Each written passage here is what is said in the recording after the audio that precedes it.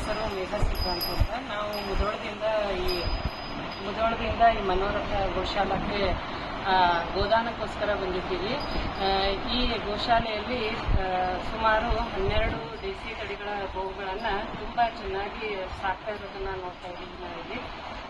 ಇಲ್ಲಿ ಗೋಶಾಲೆಗೆ ಬಂದಾಗ ಇಲ್ಲಿನ ಗೋವುಗಳನ್ನು ನೋಡಿದರೆ ತುಂಬ ಖುಷಿಯಾಗುತ್ತೆ. ತುಂಬ ವೆರೈಟಿ ದೇಶಿ ತಳಿಯ ಗೋವುಗಳನ್ನು ಇಲ್ಲಿ ಕಾಣಬಹುದು ಮತ್ತು ಎಲ್ಲ ಗೋವುಗಳಿಗೂ ತುಂಬ ಅಚ್ಚುಕಟ್ಟಾದಂಥ ವ್ಯವಸ್ಥೆ ಇರುವುದನ್ನು ನಾವಿಲ್ಲಿ ನೋಡ್ತೀವಿ.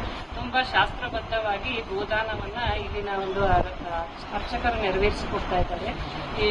ಈ ಒಂದು ಗೋಶಾಲೆಗೆ ಬಂದು ಒಂದು ಗೋದಾನ ಮಾಡಿದಂಥ ಒಂದು ಕೃತಾರ್ಥ ಭಾವವನ್ನು ನಾವಿಲ್ಲಿ ಅನುಭವಿಸ್ತಾ ಇದ್ದೀವಿ. ನೀವು ಕೂಡ ಇಲ್ಲಿ ಒಂದು ಪರಿಸರಕ್ಕೆ ಬಂದು ನೋಡಿದಾಗ ಒಂದು ಗೋದಾನದ ಮಹತ್ವವನ್ನು ಮತ್ತು ಗೋಗಳ ಒಂದು ಇದನ್ನ ನೀವು ಅನುಭವಿಸ್ಬೋದು.